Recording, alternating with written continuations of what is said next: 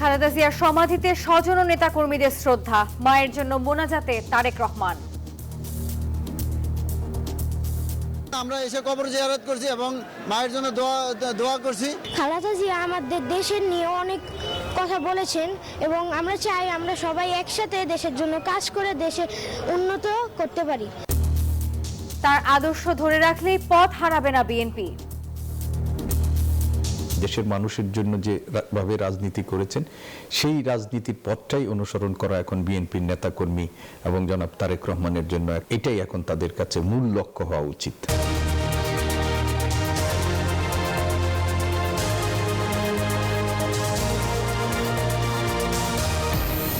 দেখছিলেন প্রধান সংবাদ শিরোনাম। এবার জানাবো অন্যান্য শিরোনামগুলো।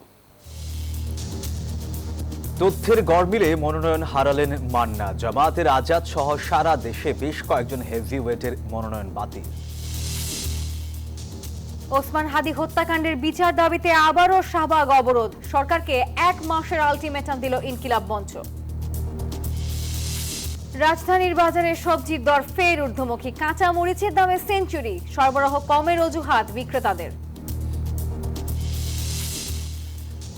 মেয়র হিসেবে শপথ নিয়েই মামদানির 3 নির্বাহী আদেশে সই। নিউ ইয়র্কের আবাসন খাতকে ঢেলে সাজানোর প্রতিশ্রুতি।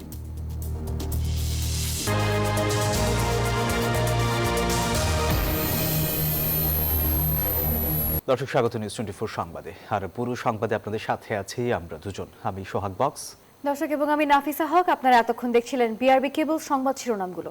এবারে পুরো খবর। বিএনপি চেয়ারপারসন বেগম খালেদা জিয়ার প্রতি শ্রদ্ধা জানাতে তার সমাধিতে আজও মানুষের ঢল নেমেছে। গণতন্ত্র ও দেশের মানুষের অধিকার আদায়ের জন্য যিনি আমৃত্যু লড়ে গেছেন, তার জন্য মানুষের এই আবেগ স্বাভাবিক বলছেন সাধারণ মানুষ ও নেতাকর্মীরা। আর এদিকে সকালে খালেদা জিয়ার কবরে শ্রদ্ধা জানাতে যান পরিবারের সদস্যরা, যেখানে উপস্থিত ছিলেন নাতনি জাইমা রহমান, ছোট পুত্রবধূ শামিলা রহমান এবং বড় বোন সেলিনা ইসলাম সহ নিকটাত্মীয়রা।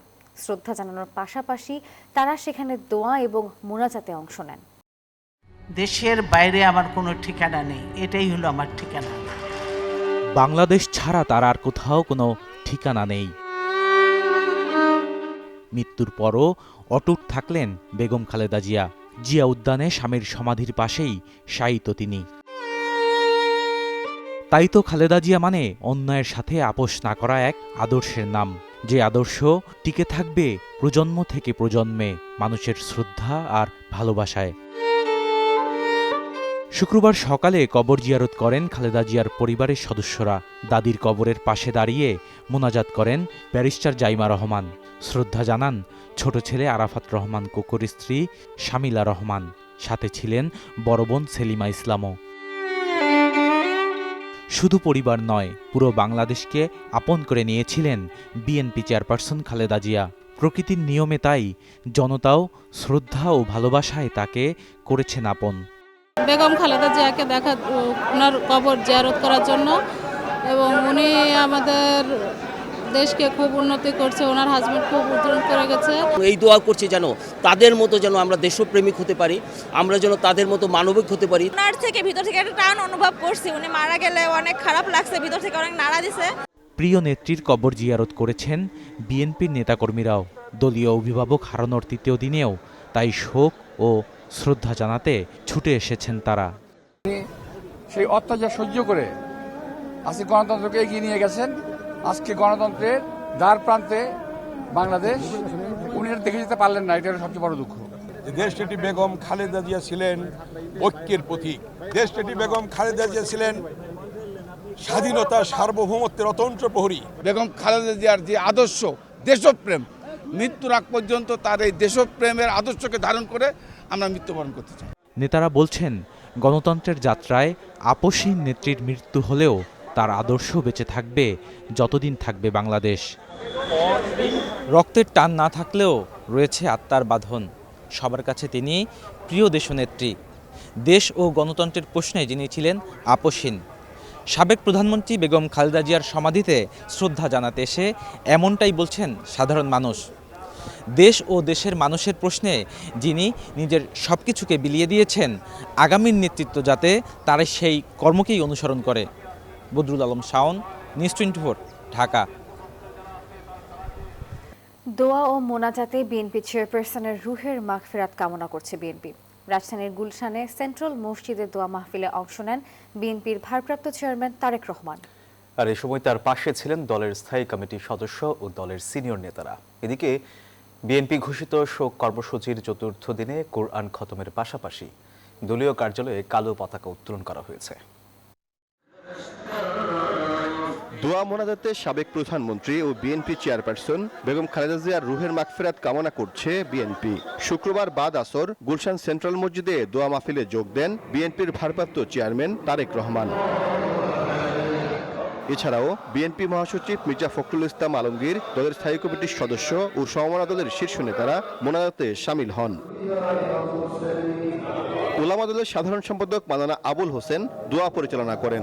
রাজধানীর নানা প্রান্ত থেকে আসা বিপুল সংখ্যক বিএনপি নেতাকর্মী তাদের প্রিয় নেত্রীর জন্য প্রাণ ভরে দোয়া করেন।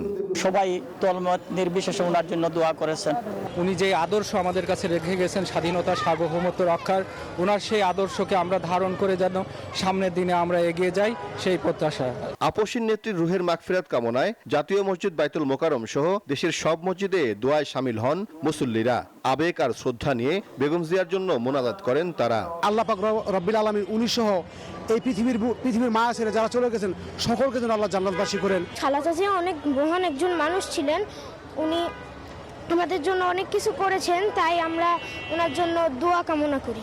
বেগম খালেদা জিয়া এমন একজন ব্যক্তি, উনি বাংলাদেশের অভিভাবক ছিলেন। এদিকে দলের চেয়ারপারসনের মহাপ্রয়াণে শোক কর্মসূচির চতুর্থ দিনে দেশের সকল বিএনপি কার্যালয়ে কোরআন খতম অনুষ্ঠিত হয়েছে। গুলশান চেয়ারপারসন কার্যালয় সহ সব কার্যালয়ে চতুর্থ দিনও কালো পতাকা উত্তোলন করা হয়েছে। অর্ধনমিত রাখা হয়েছে দলীয় ও জাতীয় পতাকা। সাইফুল ইসলাম, নিউজ 24, ঢাকা। এদিকে দেশের বিভিন্ন মসজিদে বিএনপি চেয়ারপারসনের রুহের মাগফিরাত কামনায় বিশেষ দোয়ার আয়োজন করা হয়। বাদ জুম্মা বগুড়া শহরের বাইতুর রহমান সেন্ট্রাল মসজিদে অনুষ্ঠিত হয় দোয়া মাহফিল। সাভারে আমিন বাজার কেন্দ্রীয় জামে মসজিদে দোয়া মাহফিলে প্রধান অতিথি ছিলেন খালেদা জিয়ার উপদেষ্টা এবং ঢাকা 2 আসনে বিএনপি মনোনীত প্রার্থী আমানুল্লাহ আমান। দোয়া ও মোনাজাতের আয়োজন করে রাজশাহী মহানগর ও জেলা বিএনপিও। জুম্মা নামাজের পর মিলাদ ও দোয়া মাহফিলের আয়োজন করা হয়। মৃত্যুর পরও অমর হয়ে আছেন বিএনপি চেয়ারপারসন বেগম খালেদা জিয়া।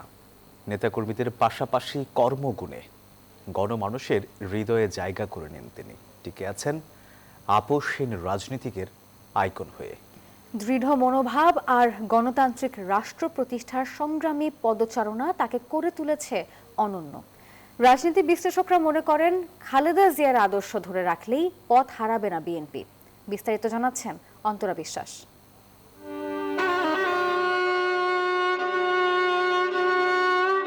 বাংলাদেশের এক মহিয়সী নেত্রীর নাম বেগম খালেদা জিয়া। 3 বারের সাবেক সফল প্রধানমন্ত্রী। রাজনীতির কাঁটা বিছানো পথে তিনি বারবার হয়েছেন ক্ষতবিক্ষত, কিন্তু আপোস করেননি।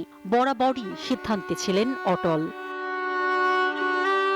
রাজনৈতিক প্রতিহিংসায় বেশ কয়েকবার কারাবরণ করতে হয়েছে খালেদা জিয়াকে। এরশাদ আমলে 85 দিন, সেনা সমর্থিত তত্ত্বাবধায়ক সরকার বা 11 আমলে 1 বছর 8 দিন, আর আওয়ামী লীগ আমলে 2018 সাল থেকে 24-এর 5 আগস্ট পর্যন্ত পুরো সময় ছিলেন বন্দী। 1986 সালে বলেছিলেন স্বৈরশাসক এরশাদের অধীনে নির্বাচনে যাবেন না। সেই নির্বাচনে শেখ হাসিনা অংশ নিলেও তিনি নেননি। গণতান্ত্রিক আন্দোলন সংগ্রামে নেতৃত্ব দিয়ে দিয়ে আপসহীন উপাধি পান তিনি। মানুষের গণতান্ত্রিক অধিকারের জন্য আন্দোলন করে তা আপসহীন নেতৃত্বে রূপান্তরিত হলেন। 1982 সালে রাজনীতিতে আসেন। 1984 সালে হন বিএনপির চেয়ারপারসন। সেই থেকে জীবনের শেষ দিন পর্যন্ত দলকে আগলে রেখেছেন, সংকটে সাহস জুগিয়েছেন দলীয় নেতাকর্মীদের। স্বৈরতন্ত্রের বিরুদ্ধে তার কণ্ঠস্বর হয়ে উঠেছিল গণতন্ত্রের প্রতীক। ধৈর্য, আত্মশক্তি, আত্মমর্যাদা তার চরিত্রকে করেছিল বলিষ্ঠ। তার শালীনতা ও শিষ্টাচার জয় করেছিল মানুষের হৃদয়। কথা কম বলবো, কাজ বেশি করব, এটাই হচ্ছে প্রকৃতপক্ষে নেতৃত্বের কৌশল হওয়া উচিত, যেটি খালেদা জিয়ার ছিল। 41 বছর ধরে তিনি বহু চ্যালেঞ্জ ও সংকটের মধ্য দিয়ে দলকে নেতৃত্ব দিয়েছেন। 1991 সালে তিনি হয়েছিলেন দেশের প্রথম নারী প্রধানমন্ত্রী। তখন থেকেই ক্ষুধা দুর্ভিক্ষ পীড়িত কৃষি নির্ভর সমাজ থেকে রপ্তানি, অভিবাসন ও শিল্পায়নের পদযাত্রা শুরু করেন। 2 মেয়াদে দেশের 2.25 কোটি মানুষকে দারিদ্র্যের চক্র থেকে বের করে আনেন, হয়ে ওঠেন গণমানুষের নেত্রী। তার সুষম অর্থনৈতিক নীতির মাধ্যমে তিনি যে বাংলাদেশকে একটা অর্থনৈতিক ক্ষেত্রে সাফল্যের জন্য বাংলাদেশ ইমার্জিং টাইগার হিসাবেও কিন্তু পরিচিতি লাভ করেছিল। বিনিয়োগ ও কর্মসংস্থানের পাশাপাশি দেশের শিক্ষা, বিশেষ করে নারী শিক্ষার জন্য কাজ করেছেন বেগম খালেদা জিয়া। তার রাজনৈতিক জীবন ও মতাদর্শ থেকে পুত্র তারেক রহমান ও দলের নেতাকর্মীরা শিক্ষা নিয়ে এগিয়ে যাবেন বলে প্রত্যাশা রাজনীতি বিশ্লেষকদের। তার যে আদর্শ, তিনি যেভাবে রাজনীতি করেছেন, দেশের মানুষের জন্য যেভাবে রাজনীতি করেছেন, সেই রাজনীতির পথটাই অনুসরণ করা এখন বিএনপির নেতাকর্মী এবং জনাব তারেক রহমানের জন্য একটা সবচেয়ে গুরুত্বপূর্ণ, আমরা মনে করি যে এটাই এখন তাদের কাছে মূল লক্ষ্য হওয়া উচিত। বিশ্লেষকরা বলছেন, খালেদা জিয়ার রাজনীতির মতাদর্শের জন্যই তার শেষ বিদায় হয়েছে মহিমান্বিত। তিনি এদেশের রাজনীতির ইতিহাসে হয়ে থাকবেন এক আলোকবর্তিকা। অন্তরা বিশ্বাস, নিউজ 24, ঢাকা। বিএনপির ভারপ্রাপ্ত চেয়ারম্যান তারেক রহমানের নির্দেশে নয়াপল্টনে বিএনপির কেন্দ্রীয় কার্যালয়ের সামনের সড়ক ও আশপাশের ভবন থেকে ব্যানার ও ফেস্টুন সরিয়ে ফেলার উদ্যোগ নিয়েছে বিএনপি। দুপুরে দলের নেতাকর্মীদের সঙ্গে নিয়ে এই কার্যক্রম শুরু করেন বিএনপির সিনিয়র যুগ্ম মহাসচিব রুহুল কবির রিজভী। এ সময় তিনি বলেন, রাজনৈতিক কর্মসূচি ছাড়া যেখানে সেখানে ব্যানার ফেস্টুন টানানো যাবে না।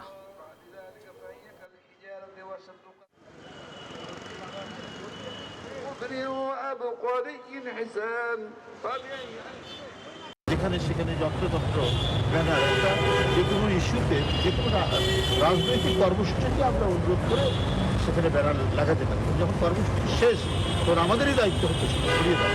আমরা সেই তারই অংশ হিসাবে বাংলাদেশে চলবে এবং এটা আমরা ঢাকা মহানগরীতে এটা আজ থেকে শুরু হলো। এবার জেরুসালেম নির্বাচনের পথে।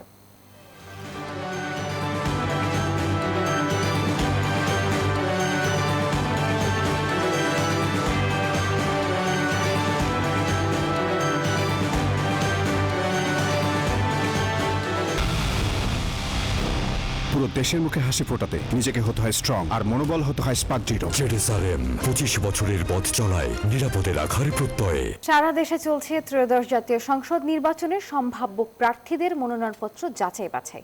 শুক্রবারও বিভিন্ন আসনে দাখিল করা মনোনয়নপত্রে নানা অসঙ্গতি থাকায় বাদ পড়েছেন বিভিন্ন দলের হেভিওয়েট প্রার্থীরা। রিটার্নিং কর্মকর্তার সিদ্ধান্তের বিরুদ্ধে বাতিল গণ্য প্রার্থীরা আপিল দায়ের করতে পারবেন 5 থেকে 11 জানুয়ারি পর্যন্ত। প্রতিনিধিদের পাঠানো তথ্যচিত্রে ডেস্ক রিপোর্ট। ত্রয়োদশ জাতীয় সংসদ নির্বাচনে অংশ নিতে সারা দেশের বিভিন্ন আসনে মনোনয়নপত্র জমা দিয়েছেন 2500-এরও বেশি সম্ভাব্য প্রার্থী। চলছে যাচাই বাছাই প্রক্রিয়া। হলফনামার তথ্যে গরমিল থাকায় বগুড়া 2 আসনে নাগরিক ঐক্যের সভাপতি মাহমুদুর রহমান মান্না ও সম্পদের বিবরণীর ফরম দাখিল না করায় জাতীয় পার্টির সাবেক এমপি শরীফুল ইসলাম জিন্নার মনোনয়নপত্র বাতিল করেছে রিটার্নিং অফিসার। এদিকে বগুড়া 1 আসনে স্বতন্ত্র প্রার্থী শাহজাদি আলম লিপি মনোনয়ন বাতিলের সঙ্গে বিএনপির 2 প্রার্থী সহ 4 জনের মনোনয়নপত্র বৈধ ঘোষণা করা হয়। স্বতন্ত্র প্রার্থী আমরা 10টি ভোটারকে যাচাই বাছাইয়ের জন্য পাঠিয়েছিলাম। এখানে একাধিক বলা হয়েছে যে ওনারা এগুলো জানেন না। চট্টগ্রাম 1 মিরসরাই আসনে মনোনয়নপত্র জমা দেয়া 10 প্রার্থীর মধ্যে যাচাই বাছাইয়ে 3 জনের মনোনয়নপত্র বাতিল করা হয়। চট্টগ্রাম 2 আসনেও 3 জনের মনোনয়ন বাতিল এবং চট্টগ্রাম 3 আসনে 1 জনের মনোনয়ন বাতিল করা হয়েছে। কুমিল্লার 11টি সংসদীয় আসনে 16 জনের মনোনয়নপত্র বাতিল হয়েছে। এদিকে কুমিল্লার 4 দেবিদার আসন থেকে এনসিপি দক্ষিণাঞ্চলের মুখ্য সমন্বয়ক হাসনাত আব্দুল্লাহর মনোনয়ন বৈধ ঘোষণা করা হয়। এ সময় তার প্রতিদ্বন্দ্বী প্রার্থীর প্রতি ঋণ খেলাপির অভিযোগ আনলেও আমলে না নেয়ার অভিযোগ করেন তিনি। যে নির্বাচনে কতটা নিরপেক্ষ হবে, প্রশাসন কতটা নিরপেক্ষ থাকবে, সেটি আসলে এখন আমি শঙ্কা প্রকাশ করছি। খুলনা 5 ও খুলনা 6 আসনে মনোনয়নপত্র যাচাই বাছাই শেষে 3 প্রার্থীর মনোনয়নপত্র বাতিল ঘোষণা করেন রিটার্নিং কর্মকর্তা। খুলনা 6 নির্বাচনী আসন সেটি হচ্ছে কয়রা পাইকগাছা আসন। সেখানে আমাদের প্রার্থী ছিলেন 6 জন, সেখানে 6 জন প্রার্থী ছিলেন, এর মধ্যে 3 জনের প্রার্থীতা আমরা বৈধ ঘোষণা করেছি। দ্বিতীয় দিনে রংপুর 3 আসনে 10 প্রার্থীর মধ্যে 7 জনকে বৈধ ঘোষণা করা হয়। মামলা ও তথ্য অসম্পূর্ণ থাকায় 3 জনের প্রার্থীতা বাতিল হয়। বরিশালের 3টি আসনের মধ্যে বরিশাল 5 আসনের 2 জনের মনোনয়ন বাতিল হয়। যশোর 3 ও 4 আসনে 6 প্রার্থীর মনোনয়নপত্র অবৈধ ঘোষণা হয়েছে।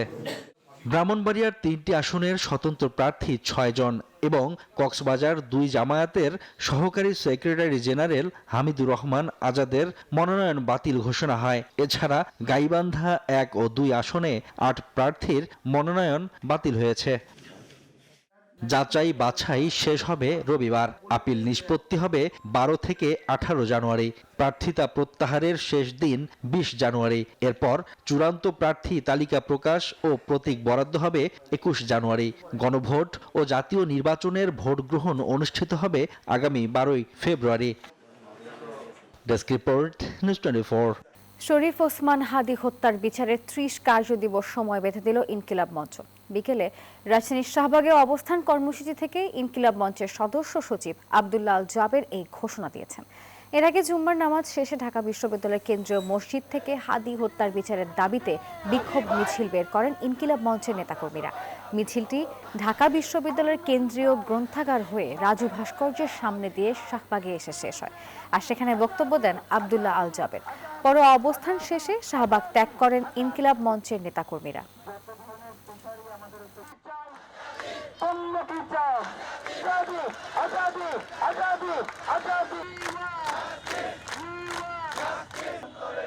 সারা দেশে জেঁকে বসেছে তীব্র শীত। প্রচণ্ড ঠান্ডা, ঘন কুয়াশা ও হিমেল বাতাসে বিপর্যস্ত জনজীবন। যশোরে টানা দ্বিতীয় দিনের মতো দেশের সর্বনিম্ন তাপমাত্রা রেকর্ড করা হয়েছে। আজ সকাল 7টায় এই জেলায় তাপমাত্রা ছিল 8.0 ডিগ্রি সেলসিয়াস। এর আগের দিন বৃহস্পতিবার তাপমাত্রা ছিল 7.8 ডিগ্রি সেলসিয়াস। আবহাওয়া অফিস বলছে দেশের 16 জেলার উপর দিয়ে শৈত্যপ্রবাহ বয়ে যাচ্ছে। ঘন কুয়াশার কারণে শুক্রবার রাজধানীর শাহজালাল বিমানবন্দরে 9টি ফ্লাইট নামতে পারেনি। ফ্লাইটগুলোকে চট্টগ্রাম, কলকাতা ও ব্যাংককে ঘুরিয়ে দেওয়া হয়েছে। এতে ভোগান্তিতে পড়েছেন যাত্রী ও তাদের স্বজনরা। আর সুনির্দিষ্ট তথ্য না পেয়ে হতাশার কথাও জানান অনেকেই। ঘন কুয়াশা থাকলে বিমানবন্দরের রানওয়েতে উড়োজাহাজের অবতরণ হয়ে পড়ে ঝুঁকিপূর্ণ।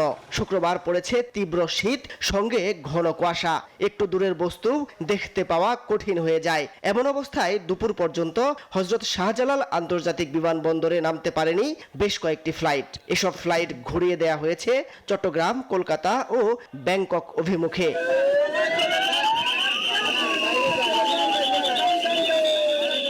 এদিকে ফ্লাইটগুলোতে থাকা যাত্রীদের স্বজনদের ভিড় বাড়তে থাকে বিমানবন্দরে। তাদের শান্ত করতে বেগ পেতে হয় আনসার ও পুলিশ সদস্যদের। গতকাল 11টা বাজে আসার কথা ছিল, তো আমরা আসছি 9টা বাজে, এখন পর্যন্ত বিমান আসে নাই। কুয়াশা নিয়ে লেট করছে, 9:45 ছাড়ার কথা ছিল। এখানে এই 10টা 30 মিনিট থেকে দাঁড়িয়ে আসছে। আমার প্যাসেঞ্জার 10টা 30 মিনিটে ল্যান্ড করতেছেন, কিন্তু আমি 2.5 ঘন্টা এখানে অপেক্ষা করতেছি, এখন 1টা বাজে। অপেক্ষারত অনেকের অপেক্ষা ছাড়াই 24 ঘন্টা। বিমান কর্তৃপক্ষ থেকে নির্দিষ্ট কোনো তথ্য না পাওয়ায় হতাশার কথা জানান তাদের অনেকেই। 2টা বাজে যাইতেছে, কিন্তু এখনো আমাদের যাত্রী আসতে পারে নাই। 11:30 বাজে 12টা বাজে বের হইছে আর কি, ল্যান্ড করছে। ফোন দিছিল, এসে মানে ভিতর থেকে ফোন দিছিল, এখন অবধি আর কি বের হয় নাই। কুয়াশার কারণে কিছু বিমান ল্যান্ড করতে পারে নাই। আমি যতটুকু জানি যে কিছু বিমান কলকাতাতে ল্যান্ড করছে। গতকাল রাত্রে 12:45 হযরত শাহজালাল ইন্টারন্যাশনাল এয়ারপোর্টে আসার কথা ছিল বিমান। বেসামরিক বিমান চলাচল কর্তৃপক্ষ বলছে শুক্রবার মোট 9টি ফ্লাইট ঘুরিয়ে দেওয়া হয়েছে। দুপুরে কুয়াশা কেটে যাওয়ার পর চট্টগ্রামে পাঠানো বেশ কয়েকটি ফ্লাইট ফিরেও এসেছে শাহজালাল বিমানবন্দরে। মাসুদ সুমন, নিউজ 24, ঢাকা। এক সপ্তাহ যেতে না যেতেই আবারও বাড়তি শীতের সবজির দরদাম। আগের সপ্তাহে কমলেও চলতি সপ্তাহে এসে প্রায় সব সবজির দাম কেজিতেই বেড়েছে 20 থেকে 40 টাকা করে।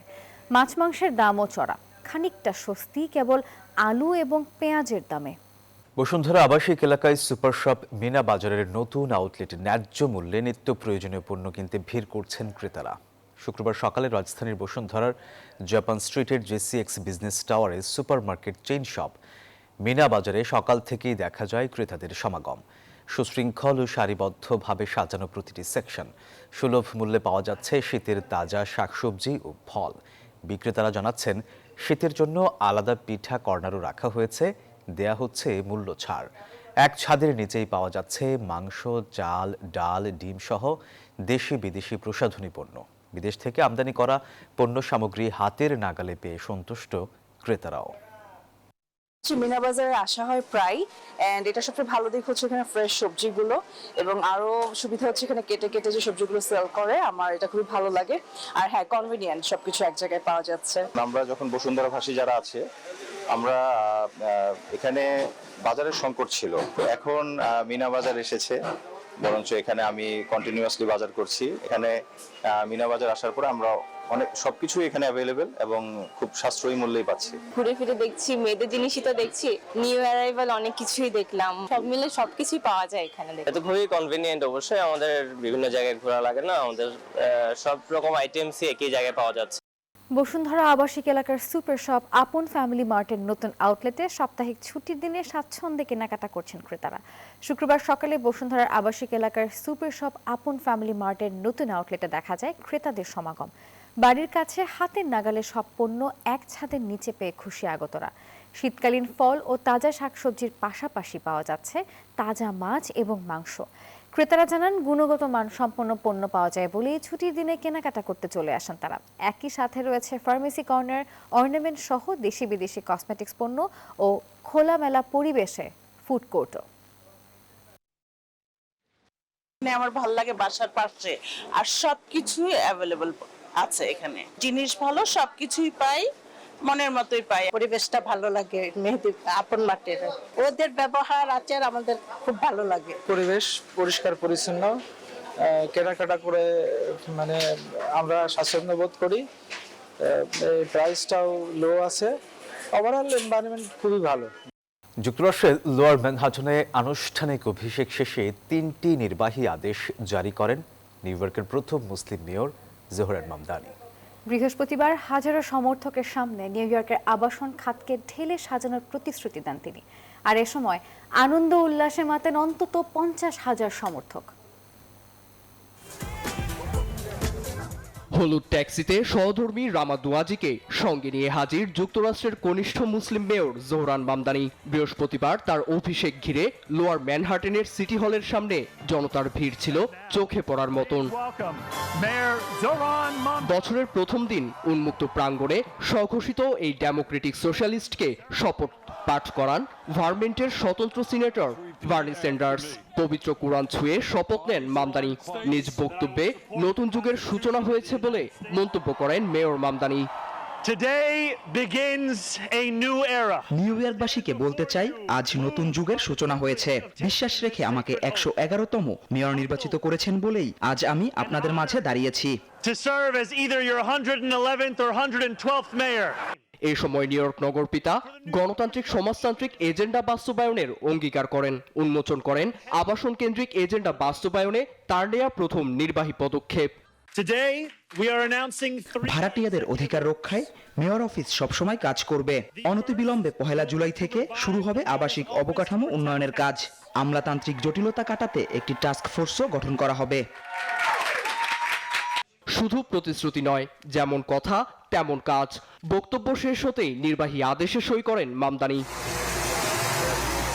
এ সময় সিটি হলের সামনে আনন্দ উল্লাসে মাতেন তার সমর্থকরা। অনুষ্ঠিত হয় ব্লক পার্টিও। নীরব দাস, নিউজ 24। বিপিএল এর ঢাকা ক্যাপিটালসকে 10 উইকেটের বড় ব্যবধানে হারিয়েছে চট্টগ্রাম রয়্যালস। সিলেটে আগে ব্যাটিংয়ে নেমে তানভীর শরীফুলদের তোপের মুখে পড়েন সাব্বির শামীমরা। মাত্র 122 রানেই গুটিয়ে যায় সাকিবের দল ঢাকা ক্যাপিটালস। জবাবে কোনো উইকেট না হারিয়েই লক্ষ্যে পৌঁছে বিসিবির দায়িত্বে থাকা চট্টগ্রাম রয়্যালস। সিলেট থেকে আশিক সারোয়ার রিপোর্ট। একদিন পরই ঘোষণা হবে বিশ্বকাপের দল। সেই দলে সুযোগ পেতে শুক্রবার বিপিএল এর শেষ ঝলক দেখাতে হতো সাব্বির রহমানকে। সাব্বির ব্যর্থ হয়েছেন, হতাশ করেছেন ভক্তদেরও। বিপিএল এ সাব্বিরের দল ঢাকা ক্যাপিটালস টানা 2 ম্যাচে পরাজয় বরণ করেছে। চট্টগ্রামের বিপক্ষে টসে হেরে আগে ব্যাটিংয়ে নামে ঢাকা ক্যাপিটালস। শুরুতেই 2 ওপেনার সাইফ এবং জুবাইদ আকবরীর উইকেট তুলে নেন বাঁহাতি পেসার শরীফুল। দলীয় অধিনায়ক মিথুনও ব্যর্থ হন। পাওয়ার প্লেতেই 3 উইকেট হারিয়ে চাপে পড়ে মিথুনের দল। সেই চাপ পাহাড় সম হয় মেহেদী তানভীরদের বোলিংয়ে। মিডল ওভারে তানভীর ইসলাম চেপে ধরেন সাব্বির শামীমদের। 4 ওভারে মাত্র 8 রান খরচ করেন বিপিএল এর অন্যতম সেরা স্পিনার। চট্টগ্রামের অধিনায়ক শেখ মেহেদীও 2 উইকেট তুলে নেন। সাব্বির শামীমদের ব্যর্থতার দিনে খানিকটা লড়াই করেন ঢাকার বাঁহাতি অলরাউন্ডার মোহাম্মদ সাইফুদ্দিন। 9 নম্বরে নেমে দারুণ এক ক্যামিও খেলেন। তার দলীয় সর্বোচ্চ 33 রানেই 120 রানের গন্ডি পেরোয় ঢাকা ক্যাপিটালস। জবাব দিতে নেমে চট্টগ্রামকে উড়ন্ত সূচনা এনে দেন 2 ওপেনার নাইম শেখ এবং রসিংটন। দুইজনেই 50 তুলে নেন। বিপিএল এর সবথেকে দামি ক্রিকেটার নাইম 54 রানের ইনিংস খেলেন। ইংলিশ ব্যাটার রসিংটনও অপরাজিত থাকেন 60 রানে। ঢাকার বোলাররা এই জুটি ভাঙতে না পারায় বিনা উইকেটেই লক্ষ্যে পৌঁছে যায় চট্টগ্রাম রয়্যালস। শরীফুল, তানভীর, শেখ মেহেদীর দুর্দান্ত বোলিং, নাইম শেখ, রসিংটনের আগ্রাসী ব্যাটিং। বিপিএলে 10 উইকেটের জয় পেয়েছে চট্টগ্রাম রয়্যালস। সেই সাথে 3 ম্যাচে 2 জয় নিয়ে টেবিলের দ্বিতীয় অবস্থানে চট্টগ্রাম রয়্যালস উঠে এসেছে। সিলেট আন্তর্জাতিক ক্রিকেট স্টেডিয়াম থেকে আশিক সারওয়ার, নিউজ 24।